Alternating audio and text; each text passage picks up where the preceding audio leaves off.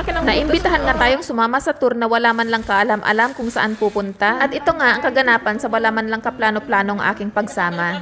Sunrise na nung kami bumiyahe patungo sa starting point. Ito pala ang Buntun Bridge, ang longest bridge sa Pinas noong 1969 hanggang sa noong 1973 kung saan nakuha na ng San Juanico Bridge ang titulong ito. Bago matulog ay nag-portion pack kami nitong aming baon. Siguro yung chicken flavor ang pang-lunch namin at yung beef naman ang pang-dinner. Alas 4 ng madaling araw, umalis na kami ng Cabarugis patungong Dinadjawan. At ang first stop namin ay dito sa aming mga kaibigan para naman sila'y makumusta. Ang alam ko ay tapos na ang eleksyon pero may paayuda pa. At itong sina Coco at Julia, nag-selfie ang family nila. Bakit kaya ang ilan sa mga kasama ko ay nakahawak sa pants nila? Ang ganda ng view, oh! Ang laki ng butas niya. Napaspasan niya. Para makaluto tayo. Habang nakikita namin ang sitwasyon dito ay na-realize namin na maswerte pa rin tayo sa buhay. Kung sa tingin mo ay hirap ka na sa buhay, ay tumingin ka sa paligid mo. Sa mga nasa mas mababang sitwasyon sa'yo, only then you will realize na napaka-blessed mo. Dati buhok mo natural? Nga kasta? Wow. Nagpintas? Banbantay, turturod, di ayan mo.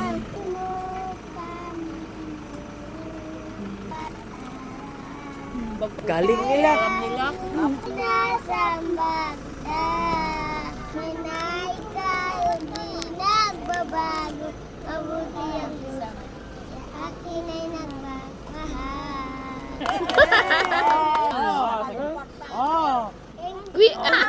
Mano detoy? Ano amin detoy? 2, 3, 4. Nagrigat at nagayam na nga mestra. Tayon, thank you. Sa daan ay nagtingin-tingin pa kami ng pwedeng mabigyan. Medyo tumigil ang isang ito dahil akala yata kung ano na kami. Tumigil din kami dito sa may paliko dahil may mga kabahayan. Inusisa na rin namin itong tinda nilang aligatong na isa palang medicinal plant. Ay, alupa.